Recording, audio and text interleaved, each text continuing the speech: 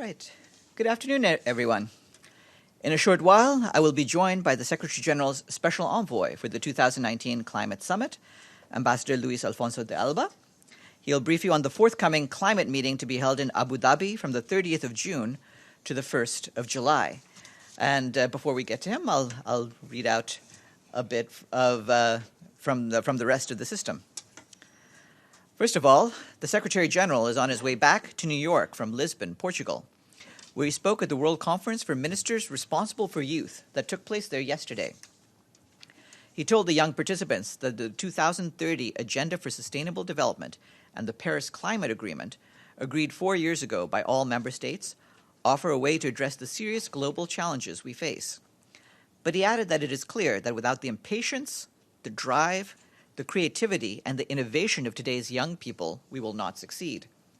From climate action to plastic pollution, from the clean energy revolution to gender equality, the young generation is stepping up to the challenge, he said. The Secretary General said that next year will mark the 75th anniversary of the United Nations. Global cooperation needs rejuvenation to better tackle the threats to the future, he said, adding that he wants to hear from the youth about how they would like to see the UN improve. His remarks are available online. In a statement we issued yesterday, the Secretary General condemned the killing of the President of the Amhara National Region, the Chief of Staff of the Ethiopian National Defense Force, and 2 other senior civilian and military staff in Ethiopia during the weekend violence. He called on all Ethiopian stakeholders to demonstrate restraint, prevent violence, and avoid any action that could undermine the peace and stability of Ethiopia. The Secretary General welcomes the commitment of the Prime Minister and government of Ethiopia to ensure that the perpetrators of these actions are brought to justice. The United Nations remains committed to supporting the government of Ethiopia in its efforts to address ongoing challenges. Yesterday, Mohammed Ibn Chambas, the Special Representative of the Secretary General and head of the UN Office for West Africa and the Sahel, congratulated the Mauritanian people for holding a peaceful presidential election on the 22nd of June. Mr. Chambas reiterated the appeal of the Secretary General to Mauritanians to resolve any dispute through the established legal channels. The Special Representative urged all candidates to be patient and to let the Electoral Commission conduct the electoral process in full compliance with the Constitution and laws in force in Mauritania. A new report on events that took place in the Port-au-Prince neighborhood of La Saline late last year highlights concerns about human rights abuses committed against local residents and alleged involvement of some agents of the state. The report, produced by the UN mission in Haiti and the Office of the High Commissioner for Human Rights, calls on authorities to ensure that those suspected of being responsible for the violence, including those with public functions, are brought to justice in accordance with international standards. Another conclusion of the report is that living conditions in La Saline have worsened since the attack. Access to drinking water, healthcare, and education is now more difficult. The report recommends appropriate measures to ensure the safety and dignity of the victims and witnesses who filed complaints in relation to these events, with special attention for children and victims of sexual violence. On Sudan, the African Union UN peacekeeping mission in Darfur, or UNAMID, and the UN country team have jointly expressed their deep concern over the looting and destruction of World Food Program and World Vision offices and property in Graida, in South Darfur, last week. They said that these are senseless acts of aggression on aid workers who are in the area to provide relief and support to the most vulnerable people. They urged the government of Sudan to take immediate action to bring the perpetrators to justice. Our humanitarian colleagues tell us that there have been 20 incidents of looting, mostly in Darfur, since April. In some cases, this has led to the suspension of humanitarian activities due to the looting of critical supplies and to allow time to negotiate for the safety and security of aid workers. The Undersecretary General for Peace Operations, Jean-Pierre Lacroix, is on a visit to Southeast Asia. Today he was in Singapore, where he met with the Senior Minister of State for Defense. Mr. Lacroix's next stop will be Indonesia, where tomorrow he will represent the Secretary General and speak at the opening of the regional conference on preparing modern armed forces for peacekeeping operations in the 21st century. While in Indonesia, Mr. Lacroix will hold talks with government authorities, including the Minister of Foreign Affairs, Commander of the Armed Forces, and the Chief of National Police, and thank them for the country's commitment and contributions to UN peacekeeping. He will also meet with the ASEAN Committee of Permanent Representatives. This morning, in Geneva, UN High Commissioner for Human Rights Michelle Bachelet spoke at the opening of the 41st session of the Human Rights Council. She presented an overview of upcoming issues in this new session of the human rights body. Ms. Bachelet pointed out the detention of over 55,000 suspected Daesh fighters and their families in Syria and Iraq, held in what she described as deeply substandard conditions. She urged authorities to ensure due process for all detainees and emphasized how accountability, with fair trials, protects societies from future radicalization and violence. She concluded by reminding member states to stand for a world based on hope and dignity. Her full remarks are available on the Human Rights Office website. Yesterday, Zhu Donyu of China was elected Director General of the Food and Agriculture Organization of the United Nations. He will succeed Brazil's José Graciano da Silva and will start on the 1st of August 2019. Zhu Donyu is currently the Vice Minister of Agriculture and Rural Affairs of China. You can read more about him online. Like I said, after I'm done with my part, we'll hear from Luis Alfonso de Alba, and after that, the spokeswoman for the President of the General Assembly, Monica Villela Greli. Then tomorrow at 11 a.m., there will be a briefing here by UN Women on the launch of their flagship report entitled Progress of the World's Women 2019, Families in a Changing World. Speakers will include UN Women's Executive Director, Phumzile Mlambo Nguka.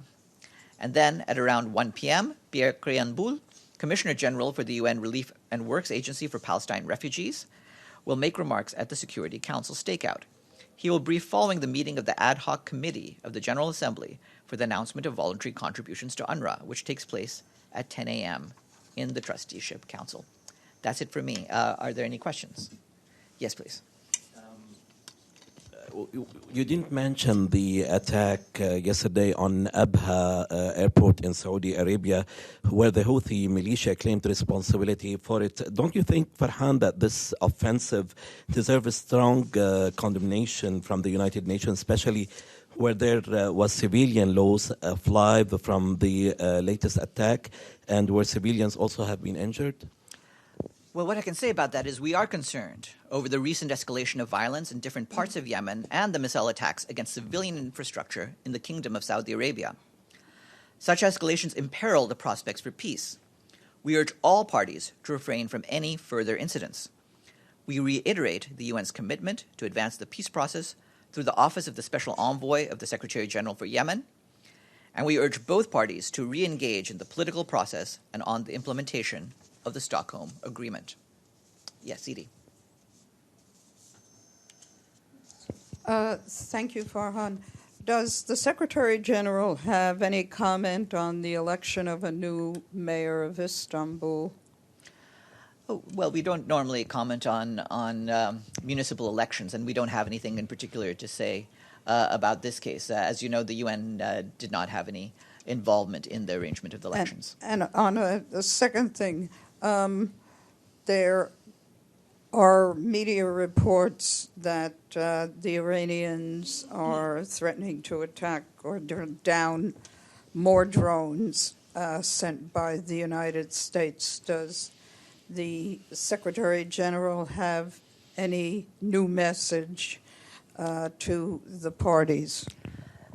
The Secretary General has made clear his concerns both about the recent incidents and also the rhetoric from various quarters. And he's made it clear that it would be a catastrophe to have any escalation in the Gulf region. He has urged all sides to show nerves of steel, and he is continuing to maintain that, and he wants to make sure that they take steps to avoid any further sorts of provocation one way or the other. Yes, please. Thank you, Farhan. Followed by election in Mauritania. They finished yesterday. What's the reaction coming from the UN about the winner yesterday? I just read a note on Mauritania about that, and we had a note to correspondence about this. Just to recap, we did congratulate the Mauritanian people on a peaceful presidential election, and we want to make sure that the parties resolve any dispute through the established legal channels. Yes, Michelle. Thanks, Farhan. On Myanmar, there's a big blackout there in Rakhine and Chin states, which the UN Special Rapporteur has expressed concern about. And to quote her, she says, "I fear for all the civilians there." Does the Secretary-General share these concerns? Has he spoken with anyone in Myanmar about this? Well, you're aware of the concerns we've expressed in the past about the situation in Rakhine State, and we continue to hope that there will be conditions set that would allow for the peaceful return of the Rohingya to that state. Regarding the current conditions, obviously we're aware of the concerns expressed by the rapporteurs, and we want to make sure that freedom of expression and freedom of opinion is upheld. Sorry, just a second question on the G20 with the Secretary-General being there. Who's he planning to meet with?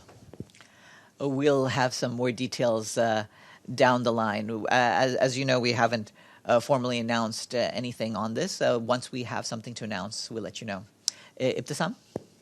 Hi, Farhan. Thanks. I have two questions. The first one regarding Yemen. Do you have any updates about the humanitarian aid and whether you, because Mr. Locke talked about maybe the UN has to reduce its operation due to problems with aid and achieving people. So could you update us on that? And the second question is on Sudan. Any updates? Have you been following what's happening there, etc.? Thank you. We're following the situation in Sudan. I don't have any particular update to provide on that for now, but we'll keep checking with our colleagues about the situation on the ground there. Regarding Yemen, you're aware that the World Food Programme did suspend some of its activities in the capital, Sana'a. This is a temporary measure. What we're hoping for is that we can get progress on the system of biometric registration that the World Food Programme wanted to put in place to ensure that there is no improper diversion of food aid. Yes, Errol. Thank you, Farhan. When it comes to Secretary General initiative on hate speech, how does he envision, or whether this is incorporated in this initiative, for somebody when found sort of guilty or complicit in that to be responsible? Because it looks to me like all that very good or excellent initiatives like responsibility for protect, we never found anybody responsible for protecting civilians. Well, the important point is with our initiative is to find ways to get the member states and the international community as a whole to do more to deal with the threats posed by hate speech. I would urge you to look at the recommendations that Adama Dieng has put out and which he presented to the member states last Tuesday. But as a follow-up, just yes. Exactly, that's the part of problem, because the member states are inhibiting somehow the responsibility for the hate speech.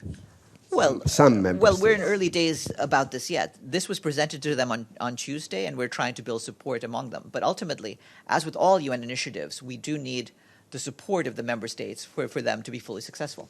Carol? Farhan, on the Bahrain conference, which is opening this evening and tomorrow, can you talk about what the UN expectations are? You have someone attending that conference. Yes, we do have our humanitarian coordinator from the ground there, and I would refer you to what Nikolai Mladenov, the UN Special Coordinator, said in his remarks at the Security Council last week in terms of our expectations. For now, at this stage, we'll wait and see what transpires. And with that, sure. Just to follow up on that, I believe my colleague James Bass asked that day the Secretary General, why not blame and shame somebody on this issue of hate speech to start with and to put more seriousness in that? It's a very serious problem all around the world. The Secretary General made clear that he's all too well aware that that would be the one thing that people would focus on. Right now, the one thing we want them to focus on is uniting behind an effort to ensure that nations can collectively combat hate speech. Yes, please. Let me come back to the attack yesterday on Abha Airport, expressing concern where there is civilian has died from this two attack. Do you think it's enough from the United Nations? Why we don't hear like clear condemnation from the UN?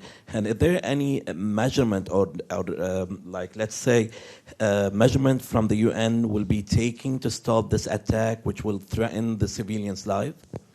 Well, you heard what I had to say, and that is my response. Yes.